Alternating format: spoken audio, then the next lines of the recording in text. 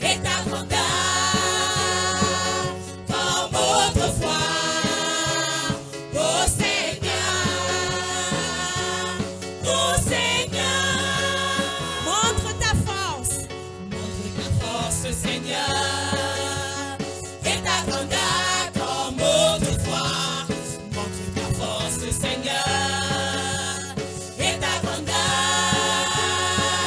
comme autrefois. Oh Seigneur,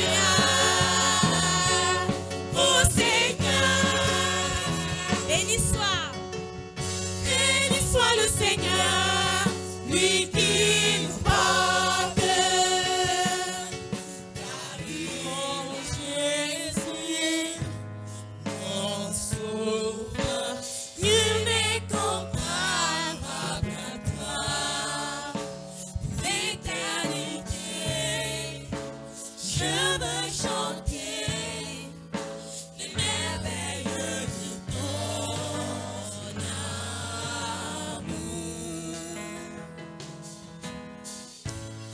Mon appui, mon refuge, mon réconfort, mon appui, de tout mon être, toute ma vie, ne cesse de t'adorer.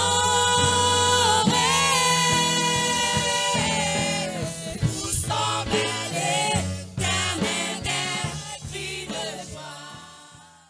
Amen. Est-ce que tu peux prier pour ceux qui sont encore dehors, qui ne jouissent pas encore de ces promesses, afin qu'ils entrent dans la barque et qu'ils puissent en jouir? Nous sommes en prière.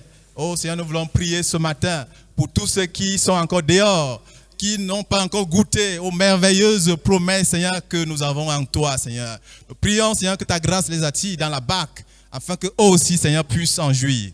Béni soit ton nom, Seigneur. Au nom puissant de Jésus-Christ. Amen.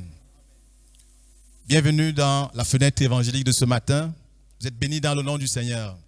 Vous qui êtes présents dans cette salle, vous qui nous recevez à partir de chez vous, que le Seigneur vous bénisse au nom de Jésus-Christ.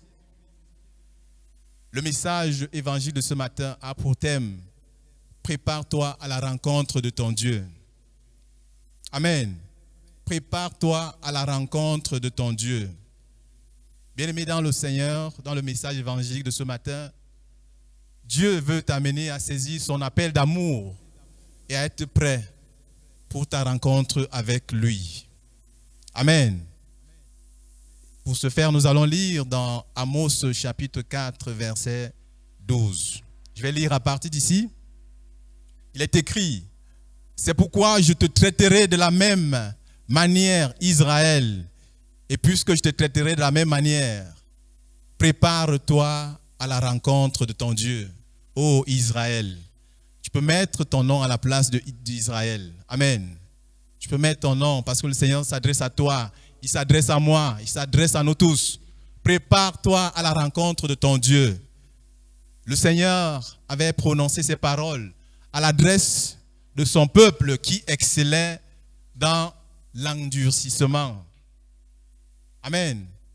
Pour éveiller leur conscience, il faisait pleuvoir sur une ville, mais pas sur une autre. Dieu a envoyé la famine et le manque de pain. Il a frappé par la nouille et la nielle, la rouille et la nielle. Les jardins, les vignes, les figues et les oliviers ont été dévorés par les sauterelles. Malgré cela, ils ne sont pas revenus à Dieu. Amen. Dieu a envoyé parmi eux la peste, comme en Égypte. Il a tué leurs jeunes gens par l'épée, laissé prendre leurs chevaux. Malgré cela, ils ne sont pas revenus à l'Éternel.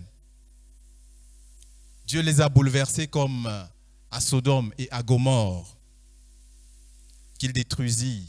Malgré tous ces signes qu'il leur montrait, ils sont restés durs de cœur, ils sont restés impénitents. Bien-aimé dans le Seigneur, toi qui m'écoutes dans cette salle ce matin, toi qui nous reçois avec une oreille attentive à partir de chez toi, Je ne sais pas depuis combien d'années. Est-ce que le Seigneur t'appelle à lui? Je ne sais pas combien de décennies. Est-ce que Dieu t'appelle à lui? Il te montre des signes pour que tu prennes conscience en te tournant vers lui. Bien-aimé dans le Seigneur, lorsque les gens meurent autour de toi, dans ton environnement familial, professionnel, que sais-je, c'est Dieu qui est en train de te parler. Amen. C'est Dieu qui te parle à travers ces cas de décès. Peut-être que tu souffres d'une maladie que les médecins qualifiés ont taxé d'incurable. C'est Dieu qui est en train de te parler. Parce qu'avec lui, il n'y a pas de maladie incurable. Peut-être que tu es en train de traverser par des circonstances difficiles, à telle enseigne que tu te sens déprimé, abandonné, déboussolé. C'est Dieu qui est en train de te parler pour que tu te tournes à lui. Amen. Prépare-toi à la rencontre de ton Dieu. Alléluia. Mais jusque-là, depuis que Dieu te lance cet appel, peut-être tu étais jeune. Hier, tu étais jeune. Tu es entré dans l'adolescence. Tu es entré dans l'âge adulte. Et par la grâce de Dieu, tu es entré dans le 3e âge. Dieu t'a parlé pendant que tu étais jeune. Tu as repoussé son appel d'amour. Tu es devenu adulte. Il t'a parlé, il t'appelle à lui. Tu continues à repousser son appel d'amour. Tu es entré dans le 3e âge. Il continue de t'appeler, viens à moi mon fils. Et tu continues de rejeter son appel d'amour. Et si tu meurs sans Christ, est-ce que Dieu ne t'aura pas aimé? Ah oui, il t'aura aimé. Amen. Il t'aura aimé.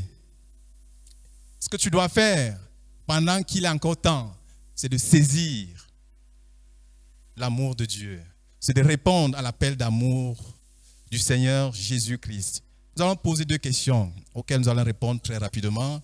Pourquoi faut-il se préparer à la rencontre de Dieu? Ça, c'est la première question. Deuxième question, comment faut-il se préparer? Amen. Pourquoi faut-il se préparer à la rencontre de Dieu? Quelques éléments de réponse. Nous devons nous préparer à la rencontre de Dieu parce qu'il y a un jugement qui attend toute personne. Amen. Il y a un jugement qui attend toute personne. Pour les uns, ce sera le jugement de la récompense. Amen. Pour tous ceux qui ont reçu Christ dans leur vie, ce sera le jugement de la récompense. Amen. Ils n'ont pas d'inquiétude à se faire. Au contraire, ils doivent travailler encore dur pour être abondamment récompensés par le Seigneur. Amen. Mais pour d'autres, ceux qui n'ont pas Christ et qui vont mourir dans cette condition, ils vont fatalement affronter le Christ comme juge. Je ne te le souhaite pas, toi qui m'écoutes ce matin. Amen. Je ne te souhaite pas de rencontrer le Christ demain comme juge. Amen. Parce que comme juge, sa sentence est sans appel. Il n'est pas un juge qu'on peut récuser. Amen. Dans la justice humaine, lorsqu'on se rend compte qu'un juge peut être partial, on formule une demande et on le recuse. On passe le dossier à une autre personne, un autre juge qui va trancher l'affaire. Mais avec Dieu, tel n'est pas le cas. Si tu refuses de recevoir l'amour de Dieu aujourd'hui, tu vas rencontrer le juge unique qui est Jésus-Christ demain. Et sa sentence est sans appel. Prépare-toi à la rencontre de ton Dieu. Amen. Prépare-toi à la rencontre de ton Dieu. Nous devons nous préparer à la rencontre de Dieu. Parce qu'il y a une vie après la mort. Amen. Il y a une vie après la mort. Ne te laisse pas tromper par ceux qui te disent, qui racontent des chimères, que la vie s'arrête ici. Mangeons, buvons, car demain nous mourrons. Et ils se livrent à tout débordement. Se disant qu'après ça, il n'y aura plus rien. Erreur. Amen. Il y a une vie après la mort. Et cette vie, on la prépare maintenant. Amen. On la prépare maintenant en recevant le Christ comme Seigneur et Sauveur personnel. Nous devons nous préparer à la rencontre de Dieu. Amen. Parce que le monde actuel est précaire. Amen. Le monde est précaire, bien-aimé dans le Seigneur. Tout passe. Le monde passe avec ses attraits, avec tout ce qu'on nous fait miroiter. Tout est précaire, tout va passer. Mais où est-ce que tu vas sans Christ? Où est-ce que tu vas sans Christ? Christ est le précieux trésor de tous les temps. Tu dois le recevoir dans ton cœur, dans ta vie, comme ton Seigneur soit personnel. Et c'est aujourd'hui et maintenant, parce que demain ne t'appartient pas. La fin est proche, le retour du Seigneur est proche. Amen. Pour cela, tu dois te préparer à la rencontre de ton Dieu. Amen. Nous devons nous préparer à la rencontre de Dieu parce que l'enfer est une réalité. Amen. L'enfer est une réalité. Une fois de plus, les gens balancent des mensonges pour dire que l'enfer, c'est sur terre. Non. Amen. L'enfer est une réalité. L'enfer va accueillir le diable et tous ceux qui se laisseront corrompre par lui. Tu dois tout faire pendant que tu es en vie pour être épargné de cet endroit d'horreur. Amen. Cet endroit de souffrance. Et c'est aujourd'hui et maintenant. Amen. Tu as intérêt à te préparer à la rencontre de ton Dieu. Amen. Deuxième question, comment se préparer pour la rencontre avec Dieu? Comment faut-il se préparer pour la rencontre avec Dieu? Première chose à faire, tu dois reconnaître tous tes péchés. Amen. Parce que tu penses que tu n'as pas de péché, tu fais tellement de bien, tu n'as pas de péché, tu ne commets pas de mal, tu te trompes. Amen. C'est ce que dit la Bible. Si nous disons que nous n'avons pas de péché, nous nous séduisons nous-mêmes. Et la vérité n'est point en nous. Mais si nous confessons nos péchés, il est fidèle et juste pour nous les pardonner et pour nous purifier de toute iniquité. Donc, première chose à faire, tu dois reconnaître que tu es pécheur et séparé de Dieu et te repentir de tes péchés. Car tous sont péchés, ils sont privés de la gloire de Dieu. Romains 3, 23. Amen. Ça, c'est la première chose à faire. Deuxième chose, il faut accepter le plan de salut de Dieu. Amen. Tu dois accepter le plan de salut de Dieu. Parce que dehors, comme nous l'avons dit précédemment, on offre plusieurs chemins. Mais il y a un seul chemin qui mène au salut. Il y a un seul chemin qui mène à la vie, c'est Jésus-Christ. Donc tu dois accepter le plan de salut de Dieu. Si tu rejettes ce plan de salut, tu risques de sombrer dans de regrets éternels demain. Je ne te le souhaite pas. Amen. Deuxième chose à faire, disais-je, tu dois accepter le plan de salut de Dieu. Donc croire en Jésus-Christ et l'accepter dans ton cœur et dans ta vie comme ton Seigneur et ton Sauveur personnel. Parce qu'il est écrit dans Jean 1,12, à tous ceux qui l'ont reçu, à tous ceux qui ont cru en son nom, elle a donné le pouvoir de devenir enfant de Dieu. Amen. Tu dois devenir enfant de Dieu parce que nous naissons créatures de Dieu. Mais on devient enfant de Dieu à partir du moment où on reçoit Jésus-Christ sincèrement, authentiquement comme Seigneur et Sauveur personnel. Amen. Troisième et dernière chose à faire, il faut un engagement total à suivre le Christ dans la sanctification. Amen. Parce que Hébreux 12, 14 nous le dit, recherchez la paix avec tous et la sanctification sans laquelle personne ne verra le Seigneur.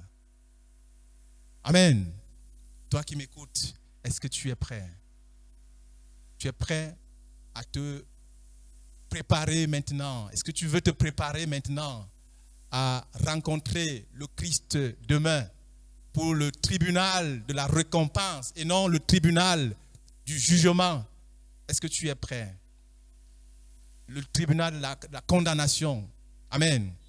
Soit c'est la récompense, soit c'est la condamnation. Est-ce que tu es prêt à recevoir le Christ maintenant pour être récompensé demain et non être condamné? Eh bien, si tu es prêt à répondre à l'amour de Dieu, à te préparer à sa rencontre, tu peux faire cette prière avec moi. N'aie pas honte d'un homme. Amen. Jésus-Christ a dit, si tu as honte de moi devant les hommes, moi aussi j'aurai honte de toi devant le Père. N'aie pas honte d'un homme, quel que soit l'endroit où tu te trouves. Tu peux simplement manifester ta foi en répétant cette prière après moi. Seigneur Jésus-Christ, je reconnais que j'ai longtemps endurci mon cœur et résisté à ton appel d'amour à revenir à toi et à me préparer pour ta rencontre. Je te prie, Seigneur, de pardonner tous mes péchés et de transformer mon cœur impénitent. Je te reçois dans ma vie comme mon Seigneur et mon Sauveur personnel. Merci d'écrire mon nom dans ton livre de vie et de faire de moi un enfant de Dieu. Amen. Amen. Et pour toi qui es déjà dans le Christ comme moi, amen. Est-ce que tu peux bénir le nom du Seigneur pour cette grâce qu'il t'a accordée? Amen. Nous sommes en prière. Oh Seigneur, nous bénissons ton Saint-Nom pour la grâce que tu nous as accordée, Seigneur, d'être déjà enfant de Dieu, d'être sauvé et d'être prêt, Seigneur, à ta rencontre, Seigneur. Merci, Seigneur. Est-ce que je peux bénir le Saint-Esprit et lui demander de te donner, de désirer chaque jour sa présence et de t'accorder la grâce de vivre dans la sanctification? Nous sommes en prière. Oh Seigneur Saint-Esprit, nous te supplions, accorde la grâce de désirer chaque jour ta présence. Oh, donne-nous, Seigneur Saint-Esprit, de vivre quotidiennement dans la sanctification. Béni sois-tu, Seigneur Saint-Esprit, parce que tu es fidèle. Au nom puissant de Jésus-Christ. Amen. Tu es Seigneur, tu es Seigneur, tu es digne Seigneur de recevoir gloire, majesté, force, puissance et sagesse, car par ton pouvoir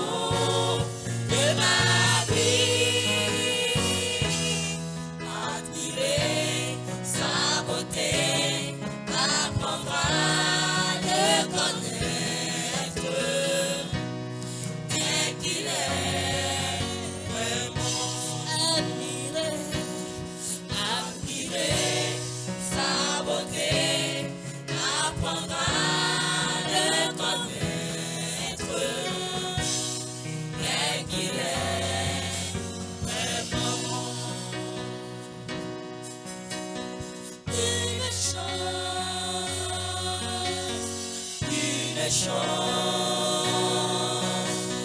il les choses.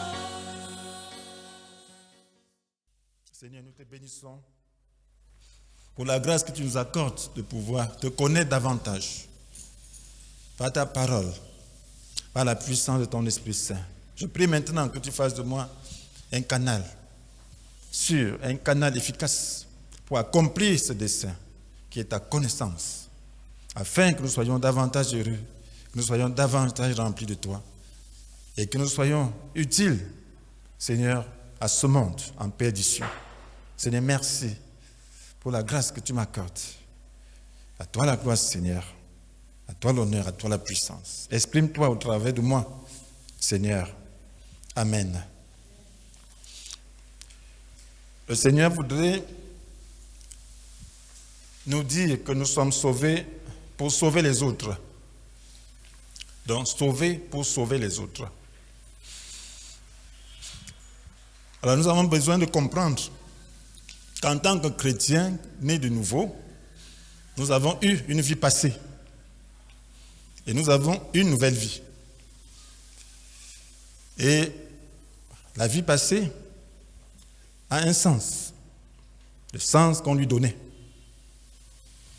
Et la vie présente a un nouveau sens, qui est totalement différent de celui de la vie passée. Et nous avons donc besoin de bien comprendre le sens de notre nouvelle vie pour pouvoir la valoriser au plus haut point. Parce que si nous ne comprenons pas bien le sens de notre nouvelle vie, alors nous allons perdre beaucoup de choses. Nous allons disperser nos efforts et nous ne serons pas heureux au niveau où Dieu nous attend. Nous ne serons pas en harmonie totale avec notre Seigneur. Avant de recevoir la lumière de la bonne nouvelle, on a dit dans l'évangile de tout à l'heure que les gens disent, ceux qui ne connaissent pas Dieu, mangeons, buvons, car demain nous mourrons. 1 Corinthiens 15, verset 32. Mangeons et buvons, car demain nous mourrons. Oui, c'est ça. Si tu ne connais pas Dieu, tu n'as pas d'espérance. Qu'est-ce qui te manque? Qu'est-ce qui reste? Qu'est-ce qu'il y a de la vie? Qu'est-ce que tu peux faire de ta vie? Le sens de ta vie, c'est seulement accomplir tes désirs. C'est seulement faire tout ce qui te plaît. Et c'est seulement satisfaire toutes tes passions. Et là, tu n'es pas différent d'un animal. La différence avec l'animal, c'est que tu es un sujet pensant. Dieu a mis en toi le sens de l'éternité. Tu n'es pas satisfait en vivant comme un animal. Un animal est satisfait en vivant au gré de ses désirs. Mais toi, tu n'es pas un animal. C'est pour cela qu'en vivant ainsi, tu ne pourras pas être heureux. La Bible nous dit, dans Éphésiens chapitre 2, au verset 3, nous aussi, nous faisions autrefois tous partie de ces hommes. Nous vivions selon nos désirs d'hommes livrés à eux-mêmes. Et nous accomplissions tout ce que notre corps et notre esprit nous poussaient à faire.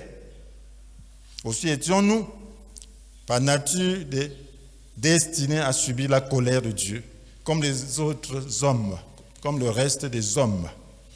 Donc, qu'est-ce que nous faisions? Nous vivions selon des désirs d'hommes livrés à eux-mêmes. Et nous accomplissions tout ce que notre corps et notre esprit nous poussaient à faire. Voilà le sens que les gens sans Dieu donnent à la vie. Ils vivent pour leur passion. Ils vivent pour faire tout ce qu'ils veulent. Et quand ils ne peuvent pas faire tout ce qu'ils veulent, ils sont malheureux. Et c'est la raison pour laquelle nous avons besoin de comprendre le nouveau sens de notre vie. En tant que chrétien, tu es né de nouveau. Quel est le sens de ta vie? Tu vis pourquoi? Pour manger et boire, et demain tu vas mourir. Tu vis simplement pour pour monter sur le plan social et avoir de la gloire, et demain mourir. Quand tu connais le Seigneur, il y a un nouveau sens que Dieu te donne. Le nouveau sens, c'est quoi? C'est que tu es maintenant heureux. Tu as la révélation du ciel. Tu as le bonheur présent. Tu as l'assurance de la vie. Et Dieu s'occupe de toi. Donc nous, en tant que chrétiens, nous devons comprendre le principe de Dieu. Le Seigneur lui dit, faites du règne de Dieu et de ce qui est juste à ses yeux votre préoccupation première. Et toutes les autres choses vous seront données en plus. Matthieu 6, verset 33. Toutes les autres choses. Nous ne vivons pas pour nous préoccuper de notre propre satisfaction. Nous ne vivons pas pour accomplir les désirs de notre corps et de nos esprits. Ce sont les païens qui font cela. Voilà pourquoi Jésus dit, ce sont les païens qui recherchent ces choses sans cesse. Mais nous avons l'assurance de ces choses. Nous avons l'assurance que nos besoins seront pourvus. Nous devons avoir cette confiance. Le Seigneur dit de donner le vrai sens à notre vie. Si tu crois, tu es né de nouveau, et tu vis comme un païen, tu as raté. Tu es une abomination devant Dieu. Si ta préoccupation de la vie, c'est juste pour satisfaire tes besoins, pour satisfaire tes plaisirs, c'est que tu as raté. Si ta préoccupation, c'est par rapport à ce monde, et c'est ça qui fait des soucis, c'est que tu as raté. Tu as besoin de réajuster, de comprendre le sens de ta vie. Alors, si nous sommes heureux, si nous avons le règne de Dieu en nous, si nous avons la vie éternelle, cela veut dire que nous avons l'amour de Dieu. Et l'amour de Dieu nous enjoint à partager cette vie éternelle. Si nous ne partageons pas cette vie éternelle, nous savons que les autres vont en enfer. Les autres vont en perdition. Alors ça veut dire que nous ne comprenons pas. Nous n'avons pas cet amour. Donc le Seigneur voudrait qu'on puisse vivre pour aider les autres à entrer dans son règne. Faites du règne de Dieu ce qui est juste à ses yeux, votre préoccupation première. Et toutes les autres choses vous seront données en plus. Lorsque tu crois, tu dois comprendre le danger que tu courais. Et tu dois comprendre que c'est une grâce que tu as reçue d'être arraché au pouvoir des ténèbres, de te retrouver maintenant dans le royaume de Dieu. Maintenant, il y a des gens que tu aimes. Si tu ne partages pas ce message avec eux, si tu ne partages pas cette vie avec eux, cela veut dire qu'il y a un problème. Parce que ton amour n'est pas vrai. Donc, il est question donc de savoir pourquoi on n'arrive pas à partager. Donc, tu dois valoriser le nouveau sens de ta vie. Parce que tu as peu de temps. Le Seigneur nous a dit, dans Matthieu chapitre 28, verset 19, que j'ai reçu tout pouvoir dans le ciel et sur la terre. Matthieu 28, verset 19. J'ai reçu tout pouvoir dans le ciel et sur la terre. Allez dans le monde entier et faites des disciples parmi tous les peuples. Baptisez-les au nom du Père, du Fils et du Saint-Esprit et enseignez-les à observer tout ce que je vous ai prescrit. Donc il faudrait que ce bonheur que nous avons puisse être partagé avec le monde entier. Parce que ce monde passe. Qu'est-ce qui reste? Même si tu étais acclamé par le monde entier, même si tu avais tous les moyens du monde, le plus riche du monde, même si tu avais toutes les faveurs de ce monde, ce sera pour combien de temps? Demain, ça va passer. Et tu iras où? Brûler en enfer. Il y a des souffrances que lorsqu'on voit ici-bas, on ne supporte pas. On ne supporte pas. On est révolté. On ne veut pas sentir ça. Chaque homme qui a un cœur normal, il y a des choses quand tu vois, tu ne peux pas supporter. Lorsque ça arrive à un être humain. Imagine-toi maintenant quelqu'un qui brûle dans le feu. Ce n'est pas pour un jour. Ce n'est pas pour 2 jours. Il brûle. Le feu le brûle, le trappe partout. Il n'y a pas moyen de faire autrement. Et il n'a plus d'espoir. Il doit vivre dans ces conditions.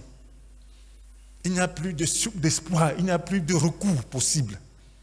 Quelqu'un que tu connaissais, il vit dans une telle souffrance. Et tu as la possibilité de l'en arracher. Tu ne fais rien. Ah, ça veut dire qu'il y a un problème. Amen.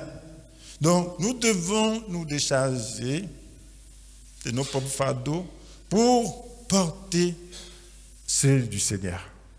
Ce qui nous gêne, ce sont nos fardeaux. Le Seigneur nous a dit de ne pas nous préoccuper de notre vie. De ne pas dire, je vais manger quoi? Je vais boire quoi? De quoi je dois me vêtir? Il dit, toutes ces choses sont des païens qui s'en préoccupent sans cesse. Tu n'es plus un païen. Si tu t'en préoccupes sans cesse, il n'y aura pas d'espace. Il ne dit pas de ne pas chercher. Mais ça ne doit pas être une préoccupation pour toi. Tu dois faire confiance au Seigneur. Tu dois chercher dans un état de confiance et de foi. Tu ne dois pas faire comme si Dieu ne voulait pas te donner ça. Tu dois pas faire comme si c'est toi qui dois faire tout ça. Tu dois croire Dieu qu'il a promis de s'occuper de toi et toi tu dois t'occuper de ton devoir. Il t'envoie sauver les âmes. Est-ce que tu as essayé de faire de ça ta préoccupation première? Est-ce que tu as essayé de faire de ça l'objet de tes prières? Est-ce que tu as essayé est-ce que tu as vraiment le fardeau? Quand je regarde mon cœur, je ne vois pas cette ardeur. Ça me fait pitié, ça me fait honte. Je ne vois pas l'ardeur. Les gens périssent, mais je ne sens pas une motivation. Non, il y a problème. Il y a problème.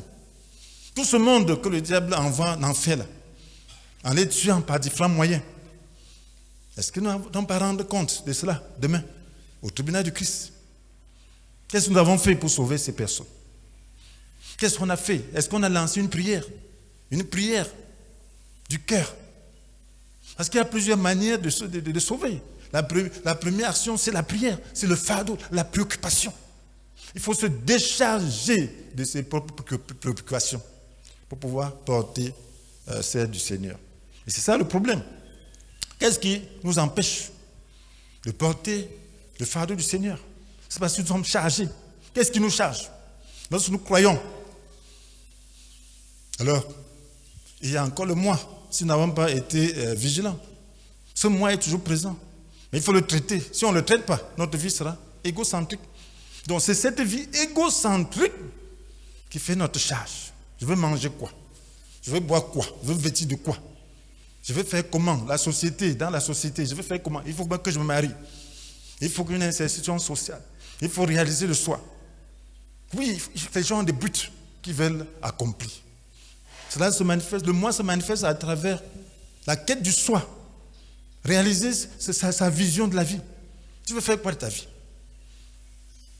L'autosatisfaction. On veut être satisfait en soi-même. L'autoglorification.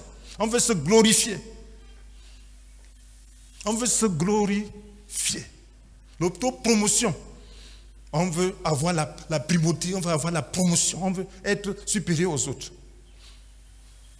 L'apitoiement de soi. On s'apitoie sur soi. Tout ça, c'est le moi. Ce sont les manifestations du moi. Tu t'apitoies. Lorsque tu t'apitoies, ça veut dire que tu t'aimes trop. Il y a l'amour propre qui nous dérange. L'amour propre tourne autour de nous-mêmes. Et pour cette raison, il n'y a pas d'espace pour l'autre. Dieu va passer où pour mettre le fardeau de l'autre dans ton cœur? Il n'y a pas d'espace pour l'essentiel. Mais le Seigneur dit de renoncer à soi-même. Luc chapitre 9, verset 23. Si quelqu'un veut me suivre, qu'il renonce à lui-même, qu'il se charge chaque jour de sa croix et qu'il me suive. Donc tu dois renoncer à toi-même. C'est toi-même là, le moi haïssable là, qui est le problème. Tout tourne autour de toi.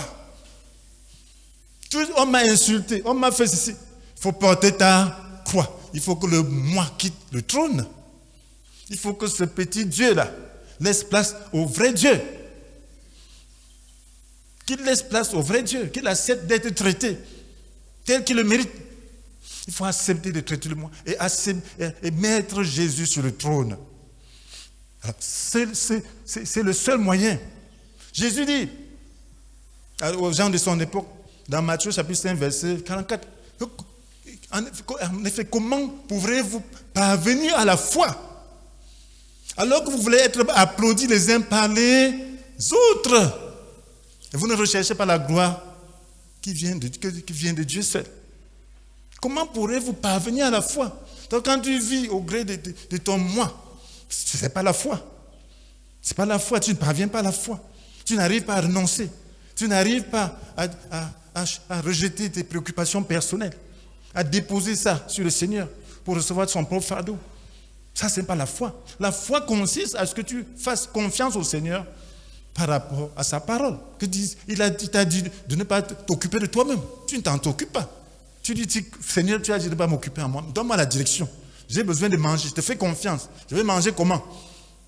Il va te diriger. Il va te diriger. Ta préoccupation doit être comment je dois faire pour faire ton œuvre. Me voici, je suis disposé.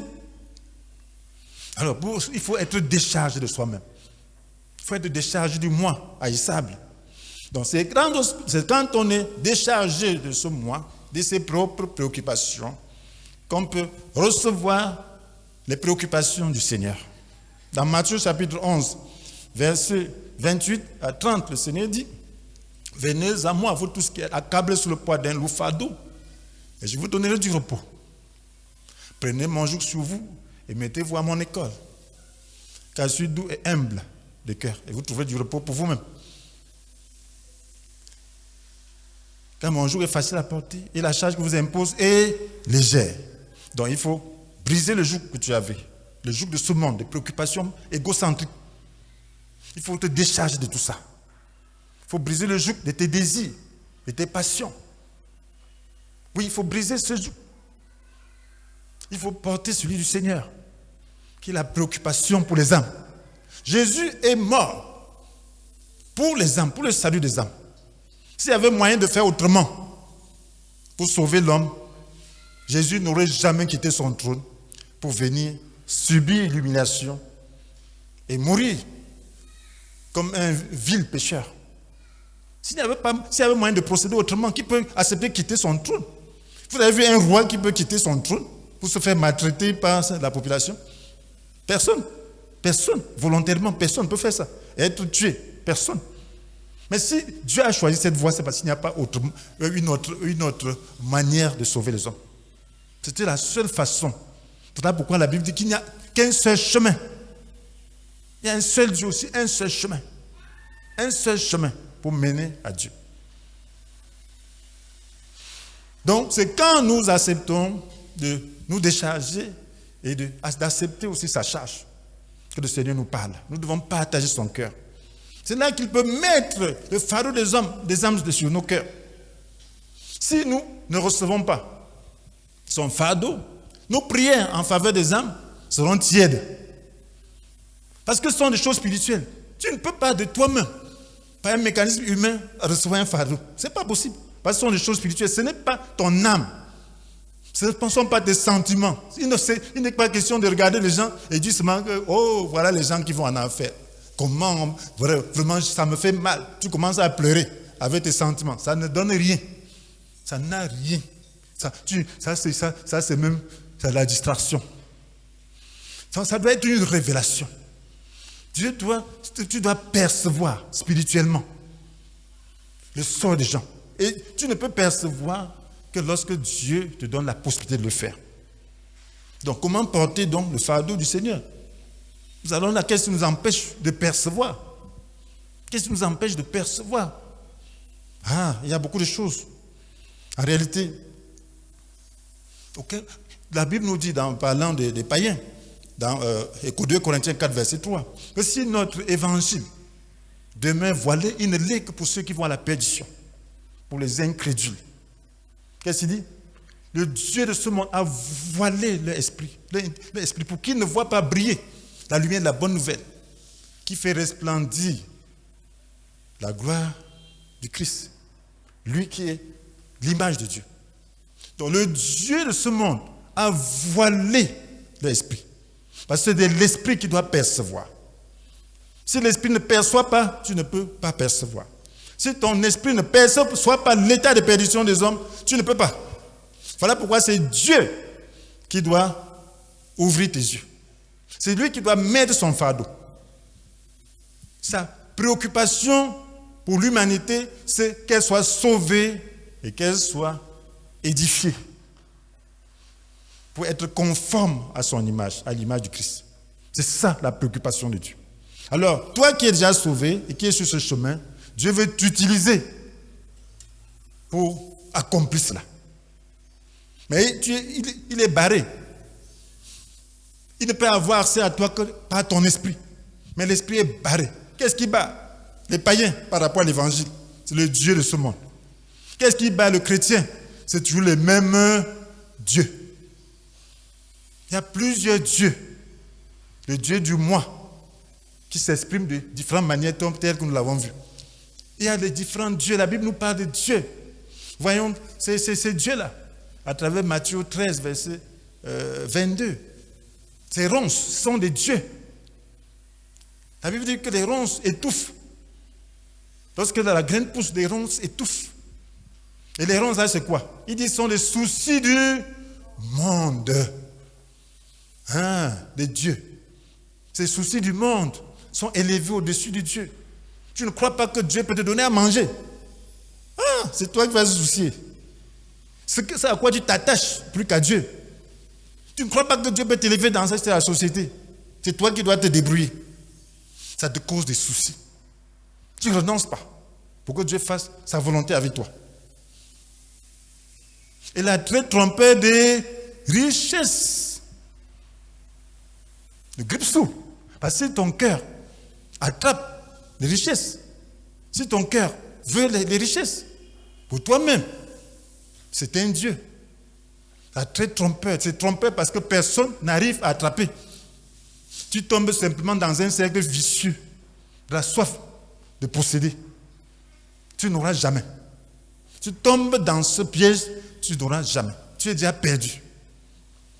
Ce Dieu-là va t'empêcher d'être heureux. Dites-moi celui qui en a. Dites-moi celui qui en a, il vient me dépanner. Il a quoi? Amen. Personne n'a jamais suffisamment. La Bible dit celui qui aime l'argent n'est pas rassasié d'argent. Amen. Alors si tu penses que tu dois te préoccuper de ton sort de manière égocentrique et que tu auras un jour, tu te trompes toi-même. Amen. Tu es en train d'adorer un Dieu. Mais si tu renonces, Dieu a promis qu'il va nous donner tout ce dont nous aurons besoin.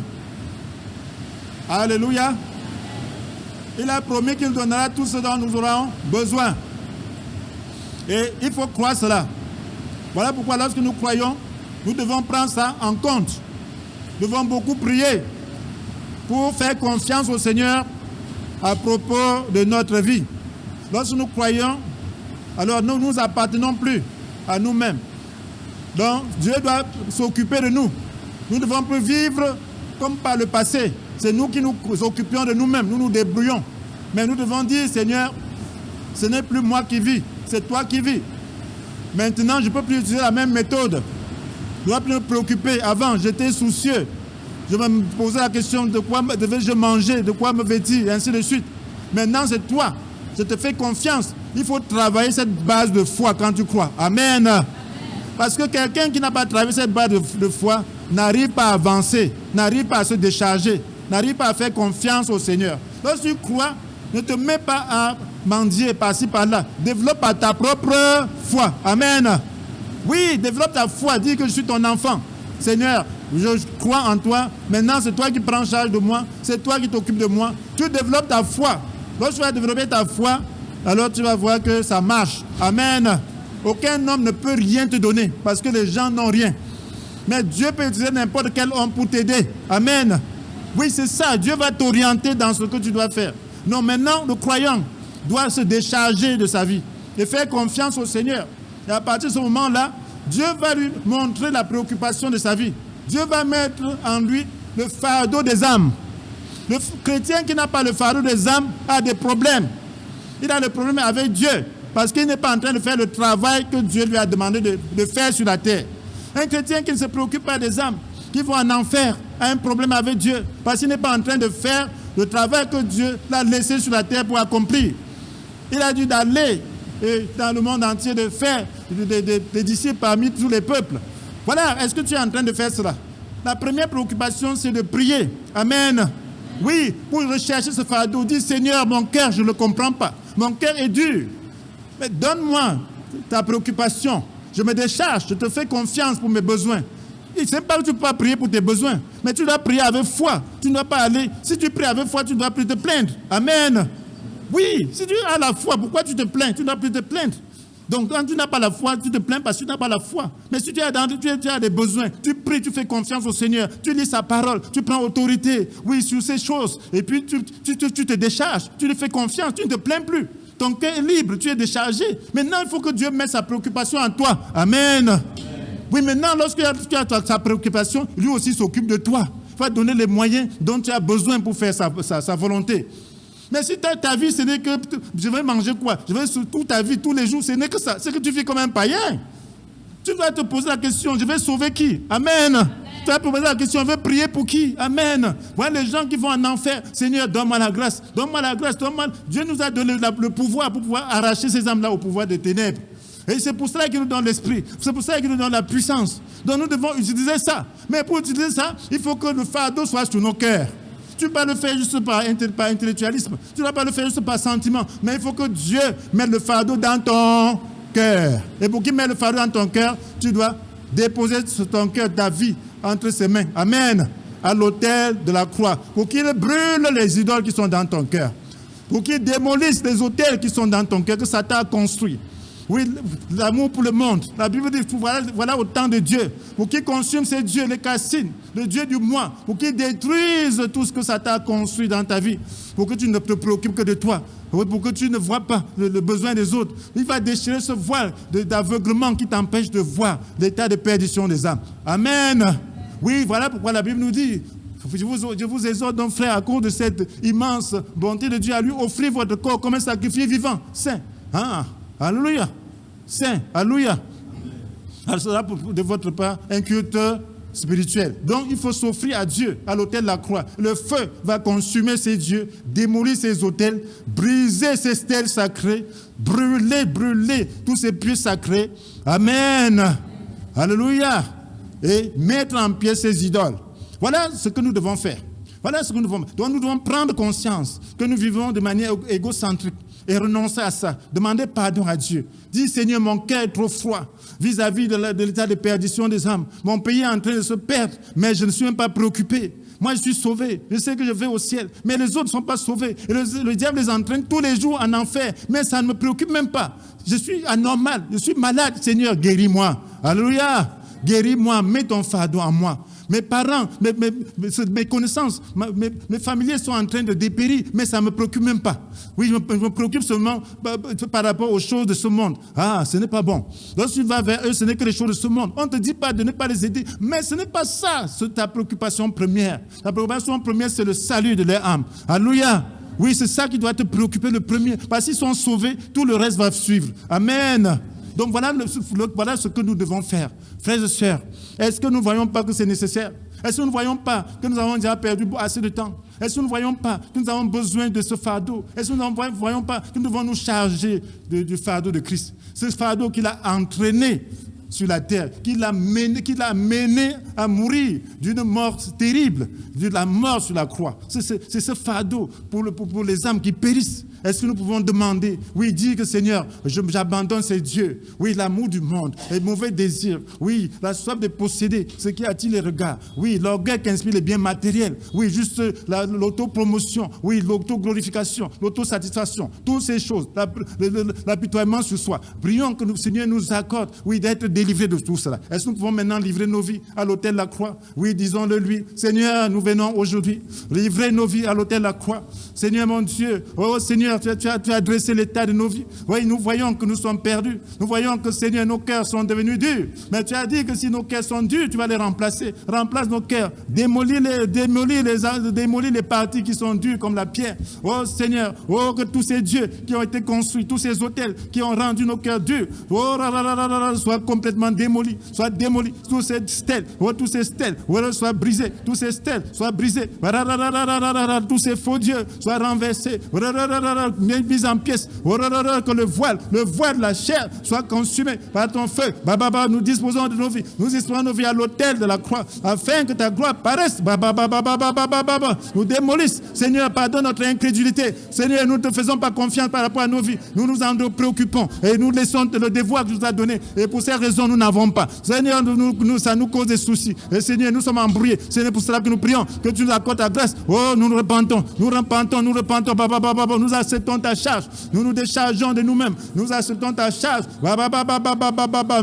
Mets ta charge sur nous. Mets ta charge sur nous. Tu as dit qu'elle est légère. Tu as dit qu'elle est légère. Oh Seigneur, mets ton joug sur nous. Le joug d'obéissance. La joie de sauver les âmes. Donne-nous de prier avec fardeau. Donne-nous d'être préoccupés dans la prière. Donne-nous d'être chauds. Oh Seigneur, on l'a tiré de nos cœurs. On fume toute forme de tirer de nos cœurs. Afin que nous puissions être agréables à toi. Oh Seigneur, nous ne voulons plus mener une vie d'abomination. Nous voulons mener une vie, Seigneur, de satisfaction en toi. Oh Seigneur, nous voulons, Seigneur, mener une vie d'adoration. Oh, par l'obéissance, Seigneur, à la commission que tu nous as donnée. Oh Seigneur, libère ta flamme, consume tous ces faux dieux, l'amour du monde, consume toute cette quête du soi. Consume ces faux dieux, tout attachement. Nous renonçons, nous brisons tous ces liens. Ton feu consume. Ta puissance détruise tout ce que Satan a conçu en nous. Donne-nous des yeux nouveaux. Oh Seigneur, ouvre nos yeux, guéris nos yeux pour que nous voyions l'état de perdition des âmes. Guéris nos yeux pour que nous voyions l'état de perdition des âmes. Oh Seigneur, donne-nous les vraies richesses qui sont des âmes gagnées dans ton royaume. Donne-nous les vraies richesses. Donne-nous des vraies richesses. Oh Seigneur, oh Seigneur, donne-nous ta justice, la justice d'obéissance, donne-moi pas relever nous, Seigneur, oh ces vêtements. Nous voyons que nous sommes nus.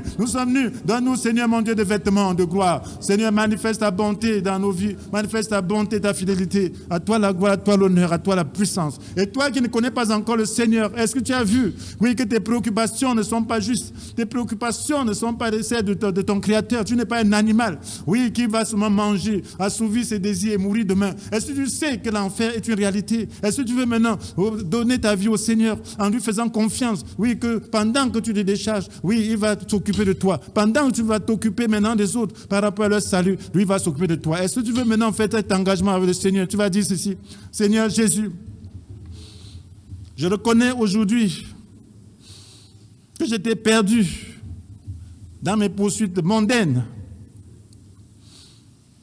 Seigneur, je reconnais que je t'ai piégé. Aujourd'hui, je renonce à moi-même. Je renonce à mon moi haïssable. Seigneur, viens sur le trône de mon cœur. Donne-moi une nouvelle vie. Je veux me préoccuper des autres, de leur salut. Seigneur, pardonne mes péchés. Je ne veux plus vivre de manière égocentrique. Merci, Seigneur, de me donner une nouvelle vie, de t'occuper de moi par rapport à ce qui me préoccupait. Seigneur, je te fais confiance. Je te fais confiance. Merci, Seigneur. Amen.